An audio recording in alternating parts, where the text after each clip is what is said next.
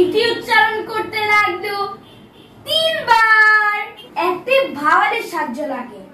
I, এটি একটি word. আসসালামু আলাইকুম বন্ধুরা। হ্যাঁ বন্ধুরা, আজকের ক্লাস শেষে আমরা ইনশাআল্লাহ সিলেবল এবং ওয়ার্ড ফরমেশন সম্পর্কে জেনে যাব। তাহলে তোমরা ওয়ার্ড দুনের ক্লাসটা এনজয় করো। দেখো, এখানে আমি 4টি ওয়ার্ড রেডি করে রেখেছি। প্রথম ওয়ার্ডটি হলো ক্যাট। প্রথম ওয়ার্ডটি একবারে উচ্চারণ করা যাচ্ছে, ক্যাট। আর দ্বিতীয় ওয়ার্ডটি দেখো, ফার মার।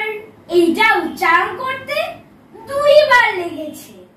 নেক্সট ওয়ার্ড থেকে চলে আসো, ব্যাগ না না। এইটি উচ্চারণ করতে লাগলো 3 বার। তারপরের ওয়ার্ডটি দেখো, ইন ফর মেশন। এইখানে 4 বার উচ্চারণ করা হয়েছে। মনে রাখবে, একটি ওয়ার্ডের যতটুকু অংশ একবারে উচ্চারণ করা যায় ততটুকু হলো একটি সিলেবল। সিলেবলের বাংলা অর্থ হলো শব্দাংশ। আর হ্যাঁ, সিলেবল হলো 4 প্রকার। 1 মনোসিলেবল, 2 ডাইসিলেবল, 3 ট্রাইসিলেবল, 4 পলিসিলেবল। মনোসিলেবল একবারে উচ্চারণ করা যায়, যেমন ক্যাট। ডাইসিলেবল 2 বারে, যেমন ফার মার। ট্রাইসিলেবল 3 বারে, ব্যাগ না না। আর পলিসিলেবল হলো 3 বারের বেশি, যেমন ইনফরমেশন। 4 বারও হতে পারে, 4 বেশিও হতে পারে। চলো বন্ধুরা, আমরা এখন ওয়ার্ড ফরমেশনে চলে যাই। ও আচ্ছা, আর আগে ভাওয়েল কনসোনেন্ট নিয়ে একটু কথা বলি।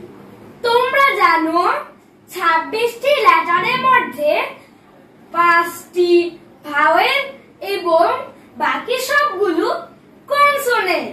এর সাথে 2টি সেমি ভাওয়েল আছে। ভাওয়েল গুলো হলো এ, ই, আই, ও, ইউ। ভাওয়েল গুলো নিজে নিজে উচ্চারিত হতে পারে, কিন্তু কনসোনেন্ট গুলো ভাওয়েলকে ছাড়া উচ্চারিত হতে পারে না। যেমন দেখো, এ হচ্ছে একটি ভাওয়েল। এরকে উচ্চারণ করতে হলে আর কোনো কিছু লাগে না, যেমন এ প্লাস এ।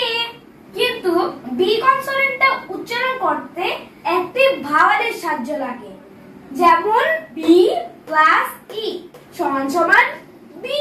দেখো, আরেকটি কনসোনেন্ট লিখলাম। এই কনসোনেন্টটা এ সাহায্য নিয়ে উচ্চারিত হয়েছে, যেমন এ প্লাস এফ সমান সমান এফ।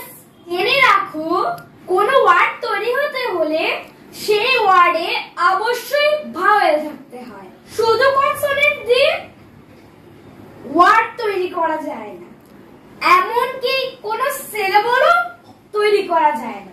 দেখো, এখানে ফার একটা সিলেবল, এখানে একটা ভাওয়েল আছে। মার একটা সিলেবল, এখানে একটা ভাওয়েল আছে। এমনি ভাবে প্রত্যেকটা সিলেবলে একটি হলেও ভাওয়েল থাকতে হবে। আমরা ওয়ার্ড ফরমেশনটা বুঝলাম। ভাওয়েল ছাড়া কোনো সিলেবল বা ওয়ার্ড হতে পারে না। আবার দেখো, একটি ভাওয়েলও একটি ওয়ার্ড হতে পারে, যেমন আই। আই হচ্ছে একটি ভাওয়েল, এটি একটি ওয়ার্ড। এর অর্থ হলো আমি। দেখো, এই ভাওয়েলটি দিয়েও একটি ওয়ার্ড হয়, এই অর্থ একটি ভাওয়েল। সেমি ভাওয়েলের ব্যবহারটাও বলে রাখ।